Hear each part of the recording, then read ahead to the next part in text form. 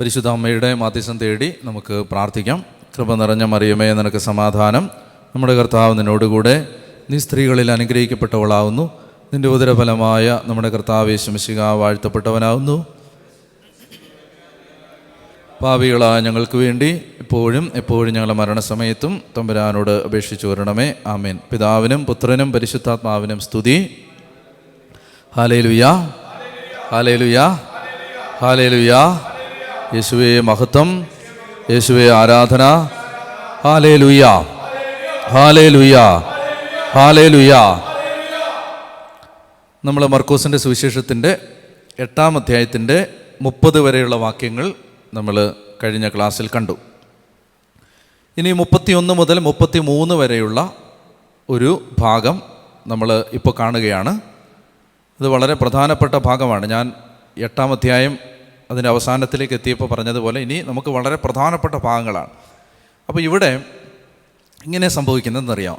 ഞാൻ ഒരു സത്യം തുറന്ന് പറയട്ടെ. സത്യം എന്ന് ഞാൻ പറഞ്ഞാൽ, അതായത് നമുക്കിത് വായിക്കുമ്പോൾ, അല്ലെങ്കിൽ നമുക്കിത് കേൾക്കുമ്പോൾ, ഇത് വായിക്കുമ്പോൾ നമ്മളിൽ യഥാർത്ഥത്തിൽ കർത്താവ് ആരാണെന്ന് നമ്മുടെ ആത്മാവിൽ മനസ്സിലാവണം. ഇല്ലെങ്കിൽ ഈ എക്സസൈസ് ഒരു പാഴ്വേലയാണ്. അപ്പം ഇത് നമ്മൾ ഈ വഴിയെ മുന്നോട്ട് പോകുമ്പോൾ ശരിക്കും അത് പിടികിട്ടണം. എൻ്റെ എപ്പോഴും ഉള്ളൊരു സങ്കടം എന്താണെന്ന് ഞാൻ പറയട്ടെ.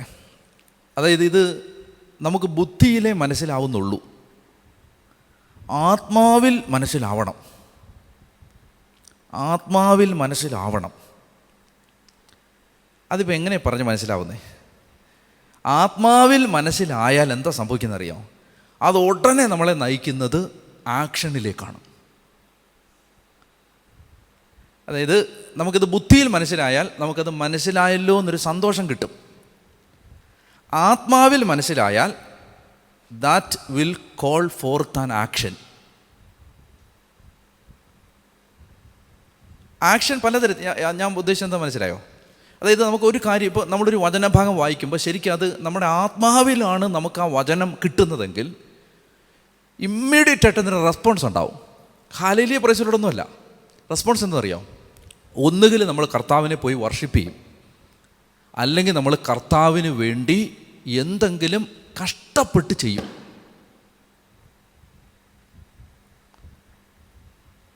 എൻ്റെ ഒരു ഭയവും ഭാരവും സങ്കടവും ഞാൻ പറയട്ടെ, ഇതൊരു ഇൻ്റലക്ച്വൽ എക്സസൈസായിട്ട് മാറുന്നുണ്ടോ? കാരണം ഇത് ബൈബിളൊക്കെ പഠിക്കുന്നു, അതിൻ്റെ ഒരു സന്തോഷം. ബൈബിളൊക്കെ ഇങ്ങനെ പഠിക്കുന്നു, മർക്കോസ് പഠിച്ചുകൊണ്ടിരിക്കുകയാണ് എന്നൊക്കെ പറയുന്നതിൻ്റെ അകത്തൊരു സന്തോഷം. കുറച്ച് വേറെ ആർക്കും അറിയാൻ പാടില്ലാത്ത കുറച്ച് ഇൻഫർമേഷൻ കിട്ടി, കേസരിയ ഫിലിപ്പി ഇതാണ് പിടികിട്ടി. അതല്ല, ഞാൻ സത്യസന്ധമായിട്ട് പറയാം, വേറെ അവകാശവാദങ്ങളൊന്നുമില്ല. ഇതിനകത്തൊരു കാര്യം ഞാൻ പറയാം.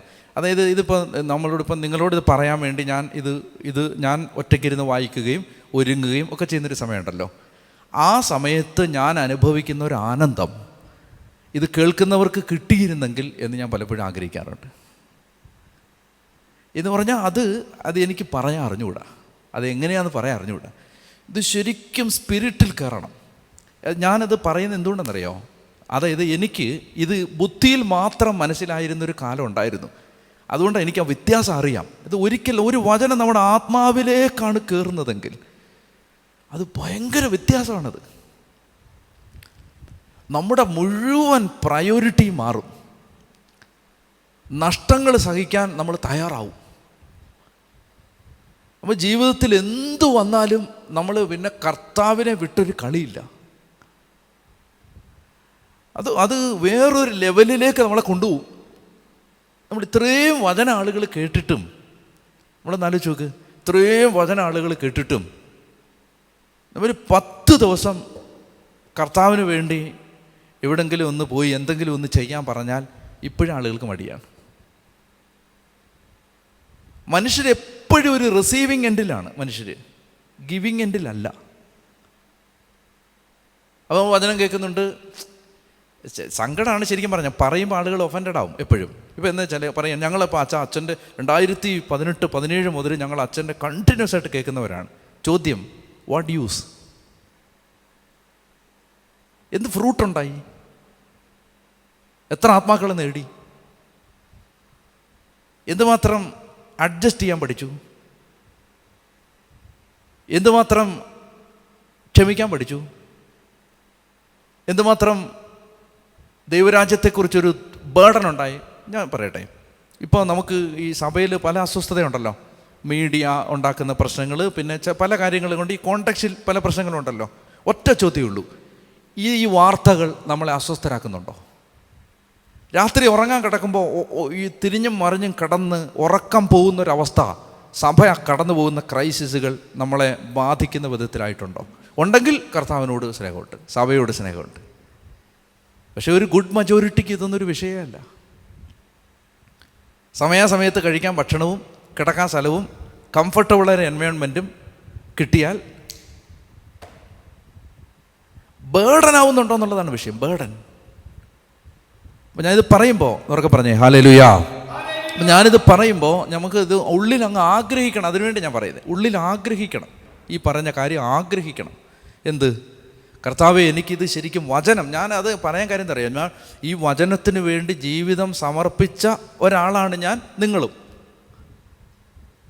ഈ വചനത്തിന് വേണ്ടി, ഈ ബൈബിളിന് വേണ്ടിയാണ് ഞാൻ, അത് വലിയ കാര്യമൊന്നും അല്ലെങ്കിൽ പോലും ഈ ബൈബിളിന് വേണ്ടിയാണ് ഞാൻ എനിക്ക് നേടാവുന്ന പലതും വേണ്ടാന്ന് വെച്ചത്. ഈ പുസ്തകത്തിന് വേണ്ടി മാത്രമാണ്. ഇതിനകത്തൊരു ക്രെഡിബിലിറ്റി ഉണ്ടെന്ന് തോന്നിയപ്പോഴാണ്, ഇത് ദൈവത്തിൻ്റെ വചനമാണെന്ന് തോന്നിയപ്പോഴാണ് ഈ ദൈവത്തിന് നഷ്ടങ്ങൾ സഹിക്കാൻ തയ്യാറായത്. ആക്ഷേപങ്ങൾ, അപവാദങ്ങൾ, കുറ്റപ്പെടുത്തലുകൾ, തിരസ്കാരങ്ങൾ, അപമാനങ്ങൾ, ഇതെല്ലാം സന്തോഷത്തോടെ സഹിക്കാൻ ഒരു ബലം തന്നത് ഈ പുസ്തകത്തിനകത്തൊരു കാര്യമുണ്ടെന്ന് മനസ്സിലായതുകൊണ്ടാണ്. അതുകൊണ്ട് ഞാൻ പറയുന്നത്, എനിക്ക് ചില സമയത്ത് എനിക്ക് വലിയ വിഷമം വരും. നിങ്ങളോർത്തിട്ടല്ല കേട്ടോ, മറിച്ച് ഇത് കേൾക്കുന്ന ഒരു സാമാന്യ ജനത്തിന് ഇത് വെറുതെ ഒരു യൂട്യൂബിലൊരു പ്രസംഗം കേട്ടു, അത്രേ ഉള്ളൂ. ഇത് അതിനപ്പുറത്ത് ഒരു ആത്മാവിൻ്റെ ഒരു ഇടപെടൽ അവരുടെ ആത്മാവിൽ ഉണ്ടാവുന്നുണ്ടോ എന്ന് എനിക്കൊരു സങ്കടം പലപ്പോഴും ഉണ്ടാവും. ഞാൻ പറഞ്ഞു എന്നേ ഉള്ളൂ. ഇത് പഠിക്കുമ്പോൾ നമ്മൾ എന്ത് ചെയ്യേണ്ടതെന്ന് വെച്ചാൽ, നമ്മൾ അങ്ങ് അത്രയും ഉള്ളിൽ തട്ടി ആഗ്രഹിക്കണം. കർത്താവേ, എനിക്ക് ഇതൊന്നും മനസ്സിലാക്കിത്താ. മനസ്സിലാന്ന് പറഞ്ഞാൽ ഞാൻ പറഞ്ഞു, ഇൻ്റലക്ച്വൽ ക്ലാരിറ്റി അല്ല, അതെല്ലാവർക്കും കിട്ടും. ഇതിപ്പോൾ ഞാൻ പറയുന്നത്, ഇപ്പോൾ എന്നെക്കുറിച്ച് ആളുകൾ പറയുന്ന ഒരു ക്രിറ്റിസിസം എന്താണ്, ഭയങ്കര എലാബറേറ്റ് ചെയ്യുകയാണ്, ഭയങ്കരമായിട്ട് വിശദീകരിക്കുകയാണ്. ഞാൻ അതിന് പറയുന്ന മറുപടി എന്താണ്, എൻ്റെ മുമ്പിലിരിക്കുന്ന ഏറ്റവും സാധാരണക്കാരന് മനസ്സിലാവണം ഇത്, അതെൻ്റെ നിർബന്ധമാണ്. അതിനുവേണ്ടി ഞാനിത് വലിച്ചു നീട്ടി എലാബറേറ്റ് ചെയ്യും. പക്ഷെ അത് എൻ്റെ ആഗ്രഹമാണ്, ഇത് മനസ്സിലാവണം. അപ്പോൾ ഇത് ഈ പറയുന്ന കാര്യം ഞാനിപ്പോൾ ഈ ഒരു 20-25 മിനിറ്റ് കൊണ്ട് പറയുന്നൊരു കാര്യം 5 മിനിറ്റ് കൊണ്ട് പറയാവുന്നേ ഉള്ളൂ. ബുദ്ധിയുള്ള ഒരാൾക്ക് 5 മിനിറ്റ് പോലും ഇത് വേണ്ട, ഇത് വിശദീകരിക്കുക, ഇത് മനസ്സിലാവാൻ. പക്ഷെ അതല്ല നമുക്ക് വേണ്ടത്, അതല്ല വേണ്ടത്. ഇതകത്ത് കയറണം. അകത്ത് കയറിയാൽ അത് വലിയ വ്യത്യാസം വരുത്തും. വചനം അകത്ത് കയറിയ ആളുകളുടെ ആറ്റിറ്റ്യൂഡിലും ബിഹേവിയറിലും വ്യത്യാസം ഉണ്ടാവും. അവരൊക്കെ പറഞ്ഞേ ഹല്ലേലൂയ, ഹല്ലേലൂയ. കുറ്റപ്പെടുത്തലായിട്ട് കാണല്ലേ, മറിച്ച് ആഗ്രഹം വരാൻ വേണ്ടി പറയുന്നത്. ആഗ്രഹിക്കുക അങ്ങോട്ട്, കർത്താവേ ഇതൊന്ന് മനസ്സിലാക്കിത്താ. ഉള്ളിൽ ആത്മാ മനസ്സിലാക്കുക. അപ്പോൾ പകരം വെക്കാൻ ഒരു വാക്കില്ല. മനസ്സിലാക്കുക അല്ലിത്, ആത്മാവിലാക്കുകയാണ്. ഇതൊന്ന് ആത്മാവിലാക്കിത്താ, മനസ്സിലല്ല, മൈൻഡിലല്ല, സ്പിരിറ്റിലാക്കിത്താ. അപ്പോൾ അടുത്ത ഭാഗം മർക്കോസിൻ്റെ സുവിശേഷം 8-ാം അധ്യായം 31 മുതൽ 30 ഇങ്ങനെയാണ്. തന്നെക്കുറിച്ച് ആരോടും പറയരുതെന്ന് അവൻ അവരോട് കൽപ്പിച്ചു. മനുഷ്യപുത്രൻ, അടുത്ത വാക്യാണ്, ഇമ്മീഡിയറ്റ് ആയിട്ട് പെട്ടെന്ന് പറയണം. മനുഷ്യപുത്രൻ വളരെയേറെ സഹിക്കുകയും ജനപ്രമാണികൾ, പ്രധാന പുരോഹിതന്മാർ, നിയമജ്ഞർ എന്നിവരാൽ തിരസ്കരിക്കപ്പെടുകയും വധിക്കപ്പെടുകയും 3 ദിവസങ്ങൾക്ക് ശേഷം ഉയർത്തെഴുന്നേൽക്കുകയും ചെയ്യേണ്ടിയിരിക്കുന്നുവെന്ന് അവൻ അവരെ പഠിപ്പിക്കാൻ തുടങ്ങി. കണ്ടോ, ഇനിയുണ്ടല്ലോ കറക്റ്റ് കാര്യം പറയാൻ പോവാണ്. ഇത്രയും നാളും പൊതിഞ്ഞും പൊത്തിയൊക്കെ പറഞ്ഞുകൊണ്ടിരുന്നത്, ഇനി കറക്റ്റായിട്ട് പറയാൻ പോവാണ്. ആദ്യത്തെ കാര്യം, കർത്താവ് ഇതുവരെ ഉപയോഗിക്കാത്തൊരു സെൻറ്റൻസ്, ഒരു സ്റ്റേറ്റ്മെൻറ്റ് ഇപ്പോൾ ഉപയോഗിക്കുകയാണ്. എന്താ? മനുഷ്യപുത്രൻ. ഈ വാക്ക് പ്രധാനമായിട്ടും ഈശോ തൻ്റെ സഹന വിവരണങ്ങളോട് ചേർത്ത് തന്നെക്കുറിച്ച് പറയാൻ ഉപയോഗിക്കുന്ന വാക്കാണ്. ഞാൻ എന്ന് പറയുന്നതിന് ഈശോ തൻ്റെ സഹിക്കാൻ പോവാണ് എന്ന് പറയുമ്പോഴാണ് ഈ വാക്ക് ഉപയോഗിക്കുന്നത്. എന്ത്? മനുഷ്യപുത്രൻ. ഞാൻ മനസ്സിലാക്കുന്നിടത്തോളം ഏതാണ്ട് 19 തവണ മാർക്കിൽ ഈ വാക്ക് ഈശോ ഉപയോഗിക്കുന്നുണ്ട്. ഈശോയെ വിളിക്കാൻ ഉപയോഗിക്കുന്ന വാക്കാണ് മനുഷ്യപുത്രൻ. മനുഷ്യപുത്രൻ എന്ന വാക്ക് ഉപയോഗിക്കുന്നത് യേശുവിൻ്റെ സഹനങ്ങളുടെ കോണ്ടക്സ്റ്റിലാണ്. സഹിക്കാൻ പോവാണെന്ന് പറയുമ്പോൾ കർത്താവ് പറയും ഞാൻ എന്ന് പറയില്ല, മനുഷ്യപുത്രൻ. ഇതിന് രണ്ടർത്ഥമുണ്ട്. ഒന്നാമത്തെ അർത്ഥം, ഈശോ ഒരു പൂർണ്ണ മനുഷ്യനായിട്ടാണ് സഹിക്കാൻ പോകുന്നത്, ദൈവമായിട്ടല്ല എന്ന് വ്യക്തമാക്കാനാണ്. ദൈവമല്ല, ദൈവമാണ് സഹിക്കുന്നത്, പക്ഷെ അവൻ സഹിക്കുന്നത് അവൻ്റെ ദൈവത്വത്തിലല്ല, മനുഷ്യത്വത്തിലാണ്. മനസ്സിലായോ? അവൻ ദൈവമാണ് സഹിക്കുന്നത്, ദൈവമാണ് മരിക്കുന്നത്. അതാണ് സഭയുടെ ഔദ്യോഗിക പ്രബോധനം. ദൈവം കുരിശിൽ മരിച്ചു എന്നാണ് പറയുന്നത്. യേശുവിലെ മനുഷ്യൻ മരിച്ചു എന്നല്ല, ദൈവം മരിച്ചു. ദൈവം കുരിശിൽ മരിച്ചു, പക്ഷെ അവൻ്റെ ദൈവത്വത്തിലല്ല, മനുഷ്യത്വത്തിൽ, ഹ്യൂമാനിറ്റിയിലാണ്. അപ്പോൾ ആ അർത്ഥം ദ്യോതിപ്പിക്കാനാണ് മനുഷ്യപുത്രൻ എന്ന വാക്ക് ഉപയോഗിക്കുന്നത്. അത് മനുഷ്യൻ എന്ന അർത്ഥത്തിലാണ്. എസെക്കിയേൽ പ്രവചനം വായിച്ചാൽ ആവർത്തിച്ച് കാണാം. എന്ത്? മനുഷ്യപുത്ര, എൻ്റെ ജനത്തോട് ഇങ്ങനെ പോയി പറയുക, അല്ലേ? ആ മനുഷ്യപുത്ര എന്ന് ആരെയാണ് അവിടെ വിളിക്കുന്നത്? എസെക്കിയേൽ പ്രവാചകനെ ദൈവം വിളിക്കുന്ന വാക്കാണ് മനുഷ്യപുത്രൻ. എന്താണ് അതിൻ്റെ അർത്ഥം? മനുഷ്യ. അപ്പോൾ ഈശോ പറയാണ്, എൻ്റെ മനുഷ്യത്വത്തിൽ ഞാൻ സഹിക്കാൻ പോവാണ്. അതാണ് ഒരർത്ഥം. രണ്ടാമത്തെ അർത്ഥം, കുറച്ചുകൂടെ ആഴമായ അർത്ഥം, ദാനിയേൽ പ്രവചനം, അതെടുക്കണം. ദാനിയേൽ പ്രവചനം 7-ാം അധ്യായത്തിൽ ആരെങ്കിലും വെളിപാട് പുസ്തകം പഠിക്കാൻ ആഗ്രഹിക്കുന്നെങ്കിൽ അതിന് മുമ്പ് പഠിക്കേണ്ട പുസ്തകമാണ് ദാനിയേലിൻ്റെ പുസ്തകം കേട്ടോ. ഇപ്പോൾ എന്നോട് ഒരുപാട് പേര് വെളിപാട് പഠിപ്പിക്കാമെന്ന് ചോദിച്ച് മെസ്സേജ് അയക്കുന്നുണ്ട്. ഞാൻ വെളിപാട് പഠിപ്പിക്കാത്തതിൻ്റെ കാരണം, ദാനിയേൽ പഠിപ്പിച്ചിട്ടേ ഇത് പഠിപ്പിക്കാൻ പറ്റൂ. ദാനിയേൽ പഠിച്ചിട്ട് വെളിപാട് പഠിച്ചാൽ പെട്ടെന്ന് മനസ്സിലാവും. അപ്പോൾ അതുകൊണ്ട് ഈശോയെക്കുറിച്ചുള്ള വലിയ ഗൗരവതരമായ പ്രവചനങ്ങൾ അടങ്ങിയിരിക്കുന്ന പുസ്തകമാണ് ദാനിയേലിൻ്റെ പുസ്തകം. അത് എടുക്കാം. 7-ാമത്തെ അധ്യായം, ദാനിയേലിൻ്റെ പുസ്തകം 7-ാമത്തെ അധ്യായത്തിൽ 9 മുതലുള്ള വാക്യങ്ങൾ വായിക്കാം. ദാനിയേലിൻ്റെ പുസ്തകം 7-ാം അധ്യായത്തിൽ 9 മുതൽ. ഞാൻ നോക്കിക്കൊണ്ടിരിക്കെ സിംഹാസനങ്ങൾ നിരത്തി പുരാതനനായവൻ ഉപവിഷ്ടനായി. പുരാതനൻ, ഏൻഷ്യൻ്റ് വൺ എന്ന് പറഞ്ഞാൽ ആരാ? ദൈവമാണത്, പിതാവായ ദൈവം. ഇനി അതിൻ്റെ ആ വിവരണങ്ങളെല്ലാം കഴിഞ്ഞിട്ട് താഴോട്ട് വരുമ്പോൾ 13-ാമത്തെ വാക്യം, നിശാദർശനത്തിൽ ഞാൻ കണ്ടു, ഇതാ വാനമേഘങ്ങളോടുകൂടെ മനുഷ്യപുത്രനെ പോലെ ഒരുവൻ വരുന്നു. ഇത് ആരാ പ്രവചിച്ചേ? ദാനിയേൽ. നൂറ്റാണ്ടുകൾക്ക് മുമ്പ് കർത്താവിൻ്റെ 2-ാം വരവിനെക്കുറിച്ച് ദാനിയേലിൻ്റെ പ്രവചനമാണിത്. ഈശോയുടെ 2-ാം വരവിനെക്കുറിച്ചുള്ള ദാനിയേലിൻ്റെ പ്രവചനമാണ്. എന്താണ്?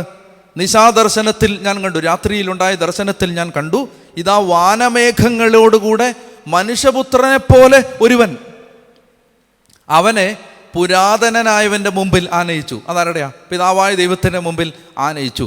എല്ലാ ജനതകളും ജനപദങ്ങളും ഭാഷക്കാരും അവനെ സേവിക്കേണ്ടതിന് ആധിപത്യവും മഹത്വവും രാജത്വവും അവന് നൽകി. അവൻ്റെ ആധിപത്യം ശാശ്വതമാണ്, അതൊരിക്കലും ഇല്ലാതാവുകയില്ല. അവൻ്റെ രാജത്വം അനശ്വരമാണ്. ആരാ പ്രവചിച്ചേ? ദാനിയേൽ. ഇവിടെ ആ വാനമേഘങ്ങളിൽ എഴുന്നള്ളുന്നവനെ ദാനിയേൽ എന്താ വിളിച്ചേ? മനുഷ്യപുത്രൻ. എന്താണ് ഇവിടെ ഈശോ തന്നെക്കുറിച്ച് മനുഷ്യപുത്രൻ എന്ന് റെഫർ ചെയ്യുന്നതിൻ്റെ കാരണം? ദാനിയേൽ പ്രവചിച്ച ആ മനുഷ്യപുത്രൻ ഞാനാണ്.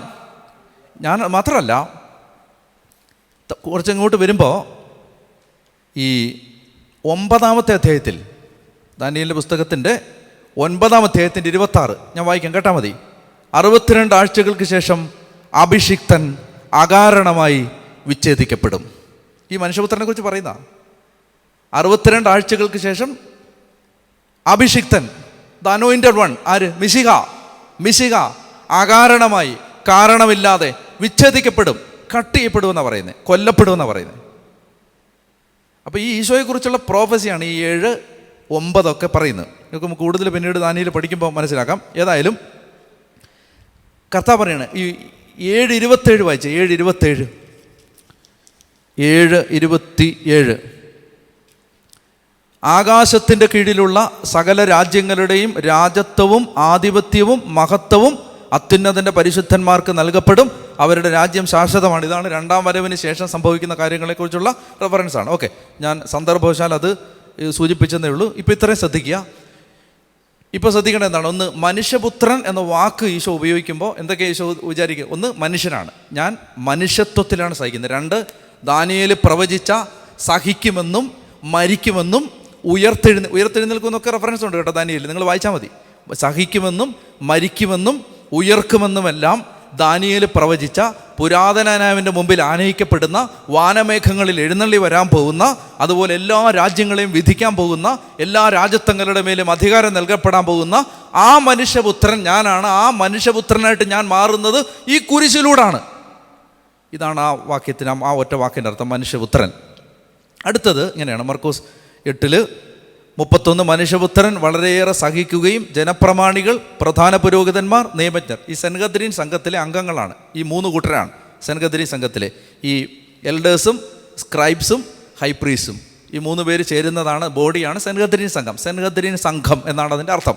അപ്പോൾ മനുഷ്യപുത്രൻ വളരെയേറെ സഹിക്കുകയും ജനപ്രമാണികൾ, പ്രധാന പുരോഹിതന്മാർ, നിയമജ്ഞർ എന്നിവരാൽ തിരസ്കരിക്കപ്പെടുകയും വധിക്കപ്പെടുകയും 3 ദിവസങ്ങൾക്ക് ശേഷം ഉയർത്തെഴുന്നേൽക്കുകയും ചെയ്യേണ്ടിയിരിക്കുന്നുവെന്ന്. ആ വാക്യം ചെയ്യേണ്ടിയിരിക്കുന്നുവെന്ന് മലയാളത്തിൽ കുറച്ചുകൂടെ മനസ്സിലാവുന്നതിനേക്കാൾ ഇംഗ്ലീഷിൽ എന്താണ്? The son of man must will എന്നല്ല, സഹിക്കും എന്നല്ല, സഹിക്കേണ്ടിയിരിക്കുന്നു എന്ന് പറഞ്ഞാൽ എന്താ അർത്ഥം? ഇത് അബദ്ധത്തിൽ സംഭവിക്കുന്ന ഒരു കാര്യമല്ല, ഇത് ദൈവം പ്ലാൻ ചെയ്തതാണ്. ദൈവത്തിൻ്റെ മുൻകാല പദ്ധതി, പൂർവ്വ പദ്ധതി അനുസരിച്ച് അവൻ ഏൽപ്പിക്കപ്പെട്ടു എന്ന് പത്രോസ് പ്രസംഗിക്കുന്നുണ്ട്. ദൈവ നിശ്ചയമനുസരിച്ച്. അപ്പോൾ എന്താ ഇവിടെ പറയുന്നത്? വിധിയുടെ വിളയാട്ടമല്ല കുരിശിൽ ഇറങ്ങേറാൻ പോകുന്നത്, മറിച്ച് ദൈവ പദ്ധതിയുടെ നിറവേറലാണ്. മനസ്സിലായി എന്താ പറഞ്ഞതെന്ന്? അതായത് വിക്റ്റിമല്ല കർത്താവ്, ഇരയല്ല, മനുഷ്യൻ്റെ ക്രൂരതയുടെ ഇരയല്ല ഈശോ, മറിച്ച് ദൈവപിതാവിൻ്റെ പദ്ധതിയുടെ പൂർത്തീകരണമാണ് ഈശോയുടെ കുരിശ് മരണം. അത് പറയുകയാണ്. അതുകൊണ്ട് അതാണ് ആ മസ്റ്റ്. അത് അത് നടക്കേണ്ടിയിരിക്കുന്നു. നടക്കുമെന്നല്ല, ഞാൻ കൊല്ലപ്പെടും എന്നല്ല, കൊല്ലപ്പെടേണ്ടിയിരിക്കുന്നു എന്ന് പറഞ്ഞാൽ God the father has planned it already. അത് ഞാൻ അതിലേക്ക് പോവാണ്. അപ്പം അതിൻ്റെ അർത്ഥം എന്താ? ജീവിതത്തിൽ എന്ത് ക്രൈസിസ് വന്നാലും അതിൻ്റെ പുറകിൽ നമ്മൾ ഓർത്ത്, ഒരു ക്രിസ്ത്യാനി എപ്പോഴും ഓർത്തോണം, നമ്മുടെ ജീവിതത്തിലെ എല്ലാ ക്രൈസിസിലും നമ്മൾ ഇരയല്ല, വിക്റ്റിമല്ല, നമ്മൾ ആ ഇരയാക്കപ്പെടുകയല്ല, മറിച്ച് നമ്മളൊരു റോൾ ആടുകയാണ്, നമ്മളൊരു വേഷം കെട്ടി ആടുകയാണ്. ദൈവം മുൻകൂട്ടി നിശ്ചയിച്ച ഒരു പദ്ധതി അനുസരിച്ചാണ് ഇപ്പോൾ ഈ സഹനം. അത് എനിക്ക് മനസ്സിലായ ഒത്തിരി സന്ദർഭങ്ങളുണ്ട്. ഞാൻ ഒരിക്കൽ അതികഠിനമായ ഒരു പ്രയാസത്തിലൂടെ കടന്നുപോയ ഒരു വലിയ കൺവെൻഷൻ കേരളത്തിൽ നടന്നു കഴിഞ്ഞിട്ട് എനിക്ക് അതികഠിനമായ പീഡാനുഭവങ്ങളുണ്ടായി. ആ കൺവെൻഷൻ്റെ സമയത്ത് എവിടെ നിന്നെന്ന് അറിയാൻ പാടില്ല, ഒരു അമ്മച്ചി വന്നിട്ട് എന്നെ കാണണമെന്ന് നിർബന്ധം പിടിച്ചിട്ട്, അപ്പോൾ കൺവെൻഷൻ വലിയ കൺവെൻഷനാണ്.